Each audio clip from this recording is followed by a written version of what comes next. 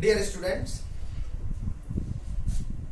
आज हम एक नया टॉपिक स्टार्ट करने जा रहे हैं आपके सर्कुलेटरी सिस्टम में। और सर्कुलेटरी सिस्टम में हम सबसे पहले आज बात करेंगे हार्ट के आउटलाइन डायग्राम की, हार्ट की जनरल स्ट्रक्चर की, हार्ट के अंदर कौन कौन से पार्ट होते हैं इन्वॉल्व, कौन कौन से वाल्व इन्वॉल्व होते हैं, कैसे हार्ट से सर्कुलेशन होता है, उसकी सिर्फ आज हम सिर्फ आउटलाइन की हम बात करेंगे।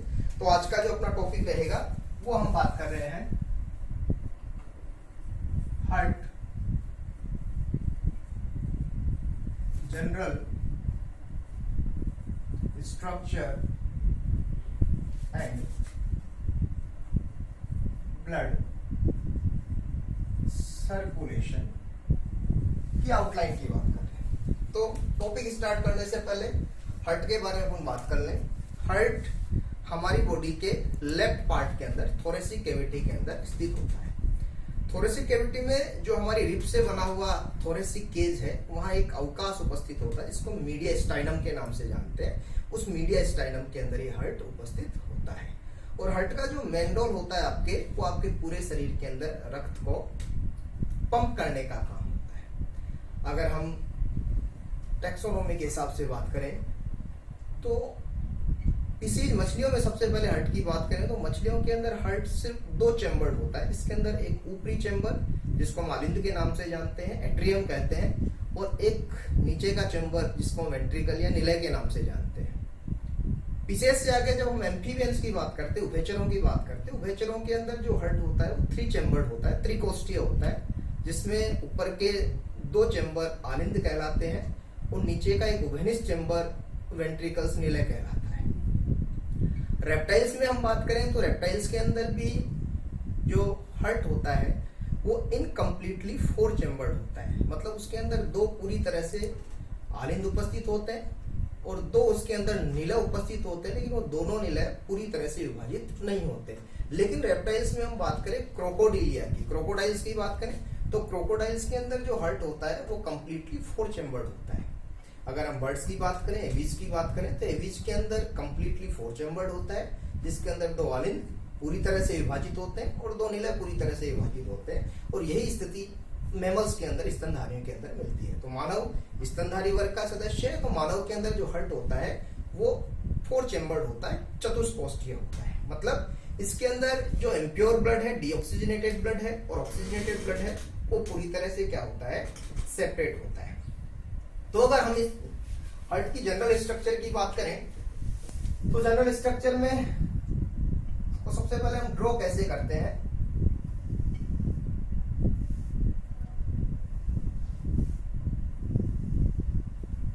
ये हम सबसे पहले इसके दो चैम्बर हम बात कर रहे हैं। ये मैं बात यहां पे कर रहा हूं, ये वाला भाग आपका दाहिना भाग होगा और ये भाग हम बात करेंगे आपके बाएं। इस तरह से मैं खड़ा हूं तो ये मेरा दायां भाग है और ये मेरा बायां भाग है, राइट भाग और लेफ्ट भाग।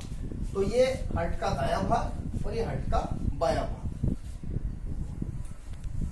ये दोनों जो है ये नीचे के बड़े चैम्बर आपको दिखाई दे रहे हैं, ये दोनों चैम्बर कहलाते हैं, निलय कहलाते हैं, वेंट्रिकल्स कहलाते हैं, वेंट्रिकल्स निलय कहलाते हैं।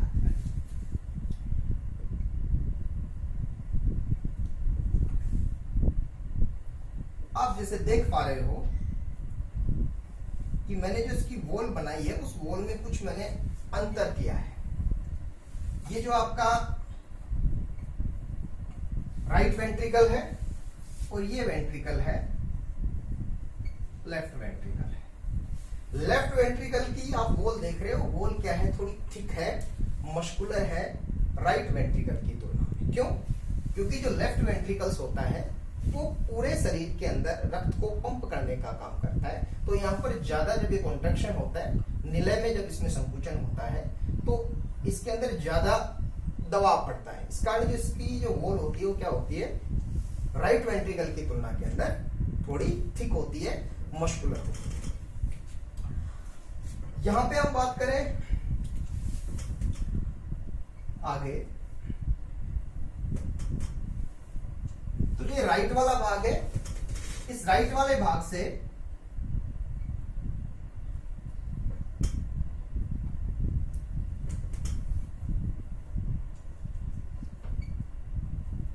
ये पल्मोनरी आर्टरी का ओरिजिन होता है, पल्मोनरी आर्टरी का। और यहां पर अगर हम बात करें तो यहां पर एओर्टा का उद्गम होता है, एओर्टा का, ये एओर्टा है। यहां बात करें हम तो जहां पर आपको ये हमने बात की है पल्मोनरी आर्टरी, तो पल्मोनरी आर्टरी पर यहां पर वाल्व उपस्थित होते हैं, अभी बात करेंगे वाल्व का काम क्या है। और यहां पर भी इसी तरह का एक वाल्व उपस्थित होता है एओर्टा में, और इसी तरह के वाल्व उपस्थित होते हैं यहां पे और यहां पे, ये वाल्व उपस्थित होते हैं। इसको वापस हम दोबारा लेबल करेंगे।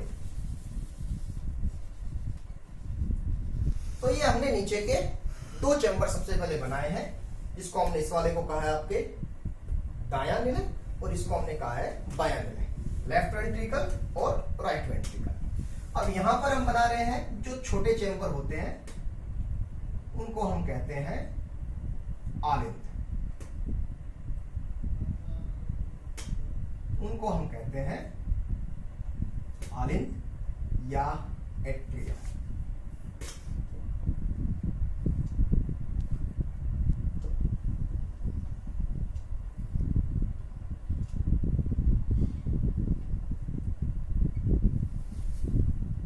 ये देख पा रहे हो एट्रियम की जो वॉल होती है वो निलय से क्या होती है, थोड़ी सक्रिय होती है। क्यों? ये आलिंद का काम सिर्फ क्या होता है कि ये ब्लड को एकत्रित करने का काम करती है। ये जो दायां आलिंद है, इस दायां आलिंद में आकर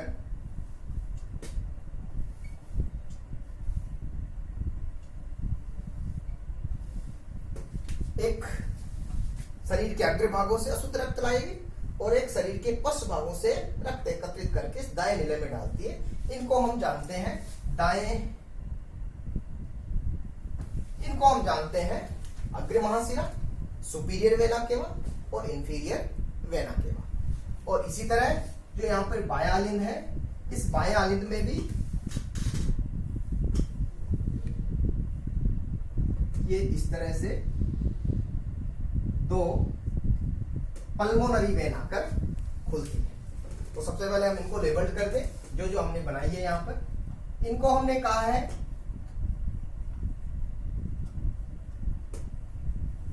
पल्मोनरी वेन। एक शब्द आया यहाँ पे वेन और आर्टरी। तो वेन और आर्टरी में सीधा सा फर्क है कि आर्टरी वो वेसल्स होती है जो शुद्ध रक्त को हृदय से बाकी अंगों तक ले जाने का काम करती है, और वेन्स के लिए हम कहते हैं कि ये ऐसी वेसल्स होती है जो अशुद्ध रक्त को अंगों से हृदय की तरफ लेके आती है। तो एक की डायरेक्शन अगर आर्टरी की बात करें तो आर्टरी की डायरेक्शन होगी ऑर्गन से हार्ट की तरफ, और वेन्स की आर्टरी की जो डायरेक्शन होगी वो हार्ट से कहां होगी, ऑर्गन्स की तरफ। और अगर वेन्स की बात करें तो वेन्स की डायरेक्शन होगी ऑर्गन से हार्ट की तरफ। मतलब हम सीधा सा कहें कि ऑक्सीजनेटेड ब्लड को हृदय के बाकी अंगों तक ले जाने का काम कौन करती है, आपकी आर्टरी करती है, जबकि डीऑक्सीजनेटेड ब्लड को ऑर्गन से हार्ट की तरफ लाने का काम कौन करती है, आपकी वेन्स करती है। लेकिन यहां पर हम एक्सेप्शन की बात करेंगे। तो ये हमने बात की दो पल्मोनरी वेन्स। यहां पर हम बात कर रहे हैं superior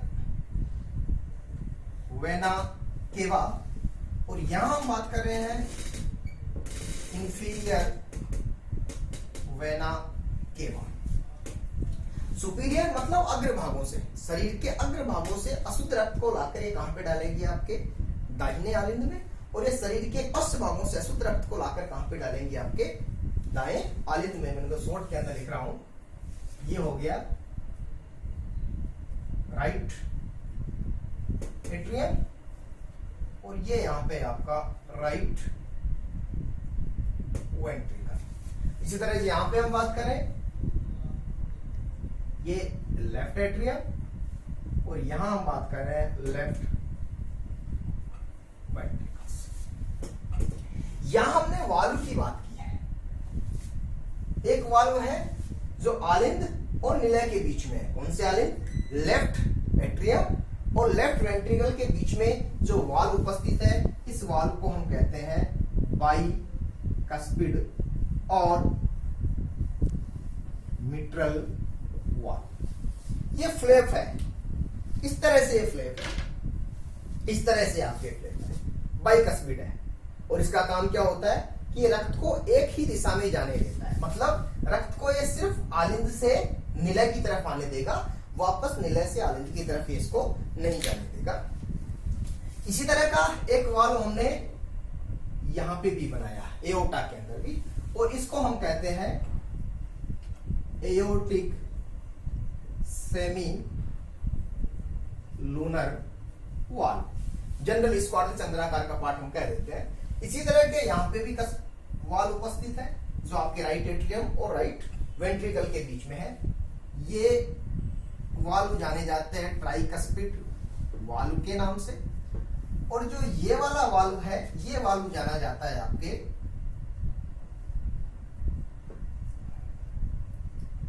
pulmonary semi lunar valve. Valve के बारे में हमने कहा कि वाल्व का काम होता है कि वाल्व ब्लड को विपरीत दिशा में जाने से रोकने का काम करता है। अब ये वाल्व है वो झटके से विपरीत दिशा के अंदर नहीं चले जाए। ये भी हो सकता है कि वाल्व हमेशा इस डायरेक्शन में क्यों नहीं जाते, तो यहां पर कुछ टिश्यू जुड़े रहते हैं, यहां पर कुछ टिश्यू इस तरह से आपके जुड़े हुए रहते हैं, और इन टिश्यू को हम किस नाम से जानते हैं? इन टिश्यूज को हम कहते हैं कोर्डा टेंडिनी के नाम से हम इसको जानते हैं। कोर्डा टेंडिनी का काम क्या होता है कि ये जो आपके वाल्व है, उस वाल्व को विपरीत दिशा में जाने से रोकने का काम करते हैं। और इन कोर्डा टेंडिनी से कुछ मसल्स जुड़ी होती है, ये कुछ मसल्स भी इन कोर्डा टेंडिनी से अटैच रहती है। इन मसल्स को हम पेपिलरी मसल्स के नाम से हम जानते हैं। पेपिलरी मसल्स के नाम से हम इसको जानते हैं। यहां तक होने के बाद में हम बात करते हैं कि अगर इसकी आउटर की बात करें, हार्ट की वॉल्स की बात करें, तो हार्ट के चारों तरफ बेसिकली 3 लेयर उपस्थित होती है। एक लेयर जो सबसे बाहर की तरफ उपस्थित होती है, सबसे बाहर की तरफ उपस्थित है। ये लेयर जो सबसे बाहर की तरफ हार्ट के चारों तरफ की जो कवरिंग है, ये वाली कवरिंग,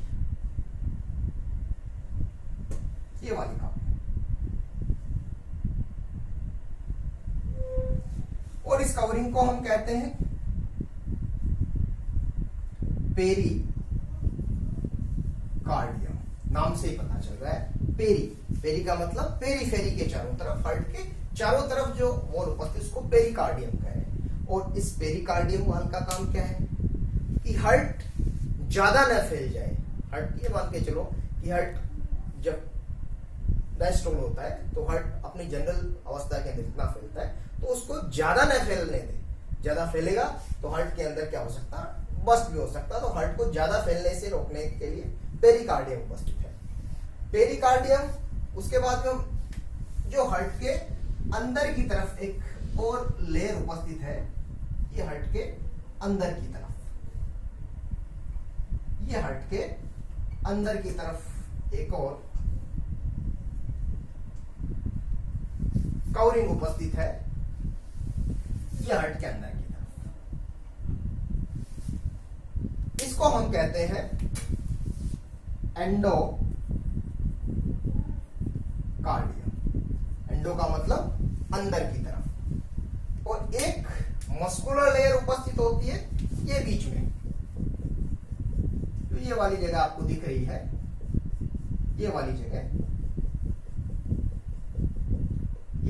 जो आपको दिख रही है बिल्कुल बीच के अंदर एक वॉल ये है, और इस वॉल को हम कहते हैं आपके मायोकार्डियम। तो ये 3 हार्ट की कवरिंग होती है। सबसे बाहर की तरफ हमने बात की पेरिकार्डियम, सबसे अंदर की तरफ एंडोकार्डियम, और बीच के अंदर कौन सी होती है आपकी मायोकार्डियम। तो ये लेयरिंग कवरिंग इसकी होती है, हार्ट की होती है। अब हमने जनरल स्ट्रक्चर की बात की, हार्ट के अंदर कौन कौन से है। सबसे पहले हम बात करें अब इसके सर्कुलेशन की, जनरल आउटलाइन की हम बात करें कि इसका सर्कुलेशन कैसे होता है।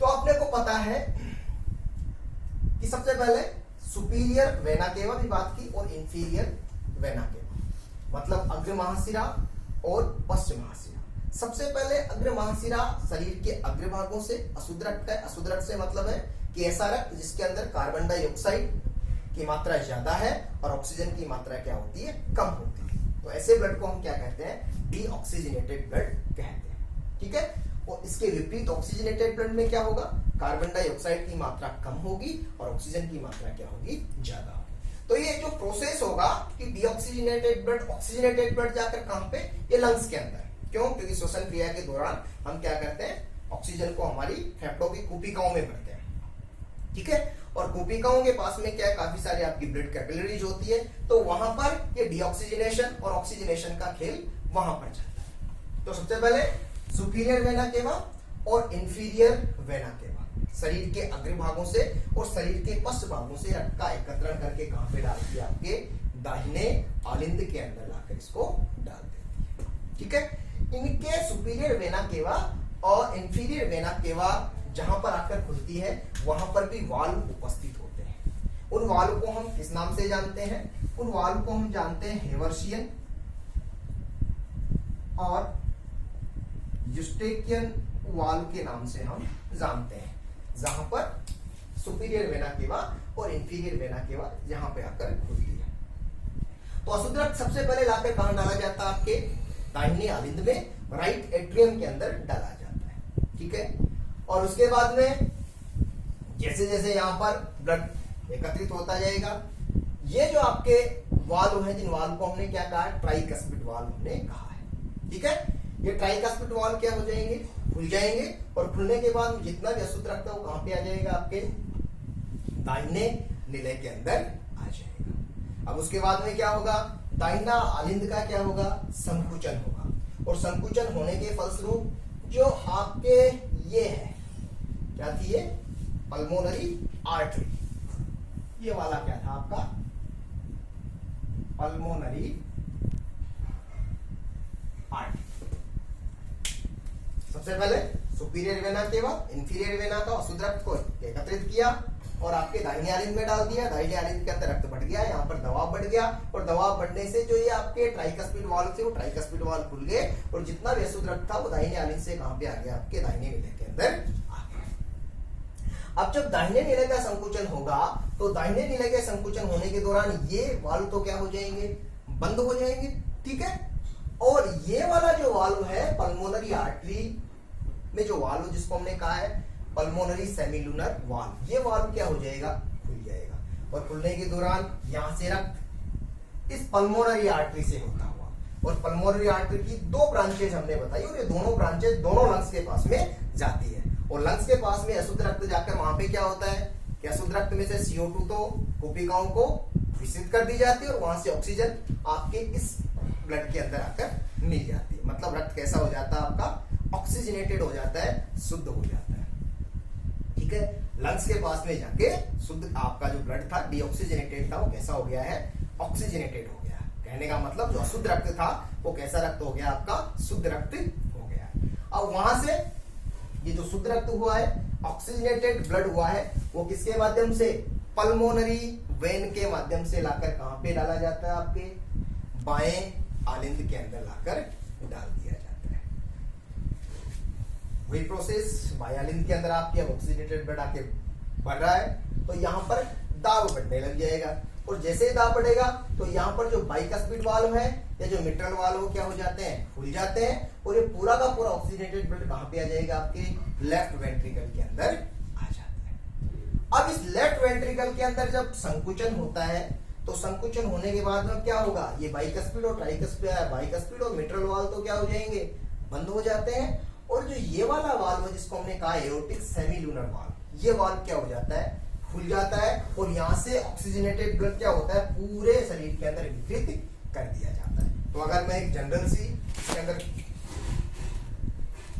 बनाना बनाऊं इसके अंदर कि ब्लड सर्कुलेशन का पाथवे कैसा है। ये जनरल स्ट्रक्चर हमने हार्ट के बारे में पढ़ी। अब हम आउटलाइन पढ़ लेते हैं कि ब्लड सर्कुलेशन कैसे हो रहा है।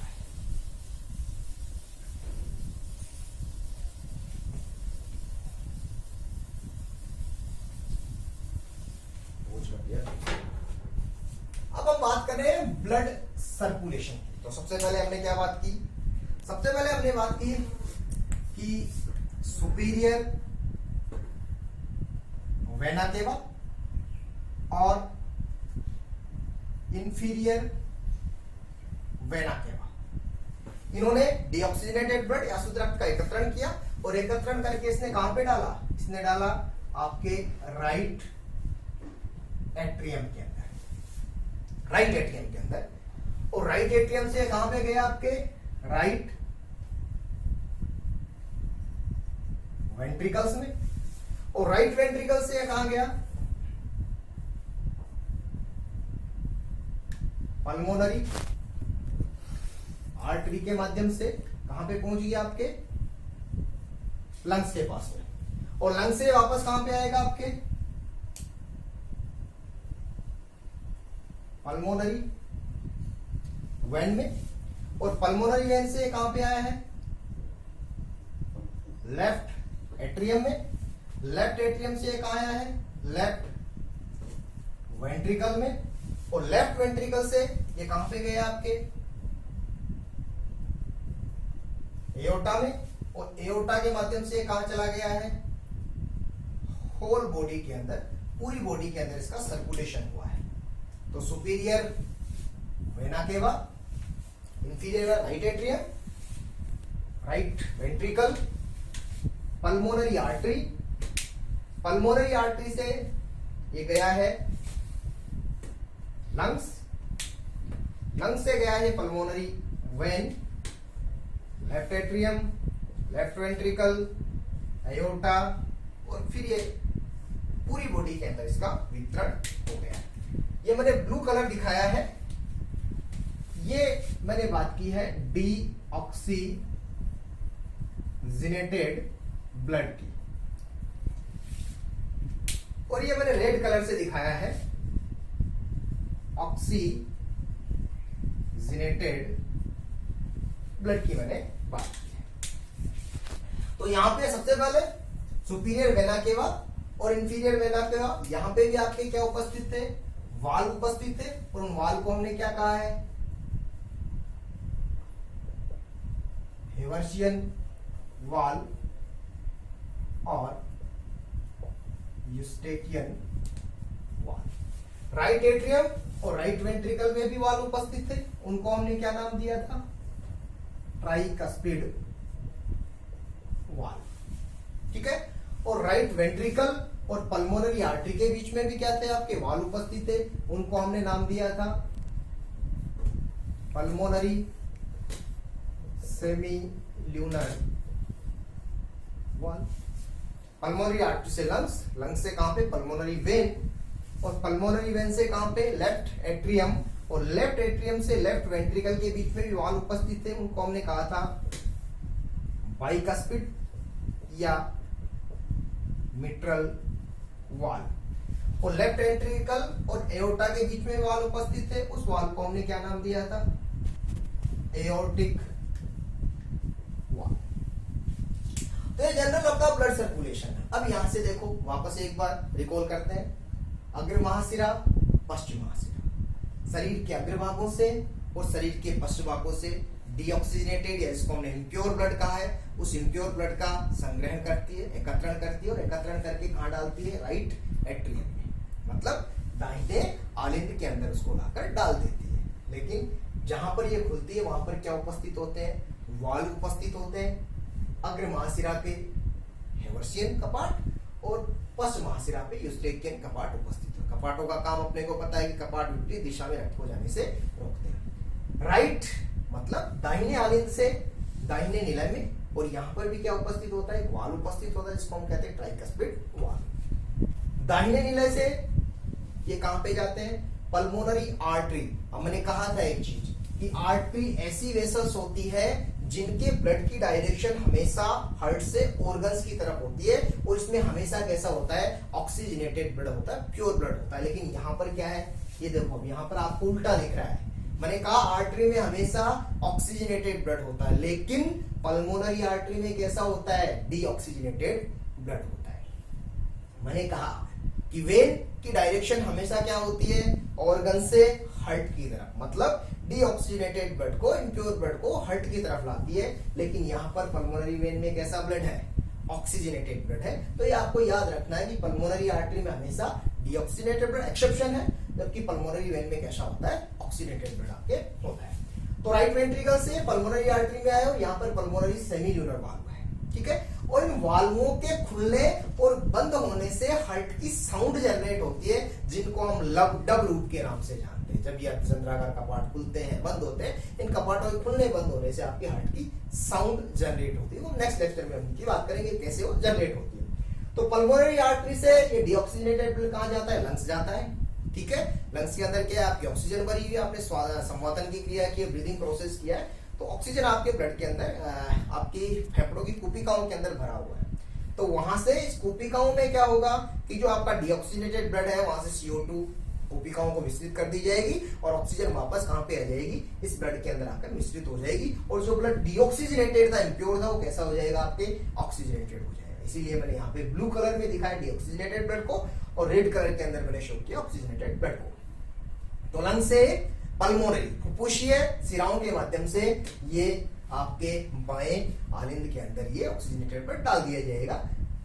यहाँ पर बाएं से नीला के अंदर यहाँ पर वाल्व उपस्थित है, बाइकस्पिड और मिट्रल वाल्व। और लेफ्ट वेंट्रिकल से ये आपके एओर्टिक वाल्व के माध्यम से होते हैं एओर्टा, महाधमनी, और महाधमनी के माध्यम से शरीर के समस्त भागों तक इस शुद्ध रक्त का वितरण कर दिया जाएगा। अब यहाँ पर हमने एक चीज देखी कि जब ये ब्लड सर्कुलेशन हो रहा है तो ब्लड सर्कुलेशन के दौरान ये रक्त है वो हृदय से 2 बार गुजर रहा है, एक बार दाहिने भाग से और एक बार बाएं भाग से। देखो एक बार दायां भाग पल्मोनरी आर्टरी, वापस एक बार तो हार्ट से इधर गुजर गया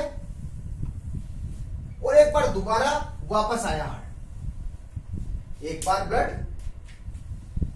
गया लंग्स के पास में और एक बार वापस हार्ट के बाएं भाग की तरफ आया। तो मतलब एक पूरे चक्र के अंदर जो ये रक्त है हृदय से 2 बार गुजरता है। तो इसको हम क्या कहते हैं, डबल सर्कुलेशन के नाम से जानते हैं। डबल सर्कुलेशन या जिसको हम कहते हैं दोहरा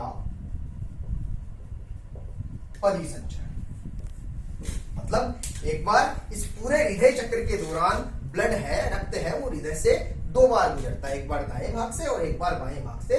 तो इस गुजरने की प्रक्रिया को हम क्या कहते हैं, डबल सर्कुलेशन कहते हैं, दोहरा परिसंचरण कहते हैं। तो इस प्रकार हम मानव के हृदय की बात करें तो मानव के हृदय के अंदर अशुद्ध रक्त या शुद्ध रक्त, ऑक्सीजनेटेड ब्लड और डीऑक्सीजनेटेड ब्लड पूरी तरह से क्या होता है, आपके सेपरेट रहता है। अगर हम कहें और भी साधारण शब्दों के अंदर आप जानना चाहो तो जो बायां भाग होता है वो बाएं भाग में हमेशा कौन सा रक्त होता है, आपका ऑक्सीजनेटेड होता है, और दाएं भाग में हमेशा कैसा होता है, आपका डीऑक्सीजनेटेड ब्लड होता है। तो यह आज हमने बात की इसकी आउटलाइन की, हार्ट की जनरल स्ट्रक्चर कैसी थी, ब्लड का सर्कुलेशन कैसा होता है, कौन कौन से उसके पार्ट्स होते हैं, ठीक है, कौन कौन से उसके वाल्व होते हैं और ब्लड का सर्कुलेशन कैसा होता है। तो ये जनरल सा टॉपिक है, तो उम्मीद है आपको पसंद आया होगा और बिल्कुल इजी तरीके से मैंने इसको बताने की कोशिश की है। नेक्स्ट लेक्चर में हम आगे बात करेंगे कि कार्डियक साइकिल कैसे होती है, हार्ट की जो फर्स्ट साउंड है, सेकंड साउंड है, वो कैसे जनरेट होती है, ठीक है। और भी हम उसके अंदर बात करेंगे कि वेंट्रिकल्स का सिस्टोल, डायस्टोल, ये सभी बातें हम नेक्स्ट लेक्चर के अंदर करेंगे, ठीक है।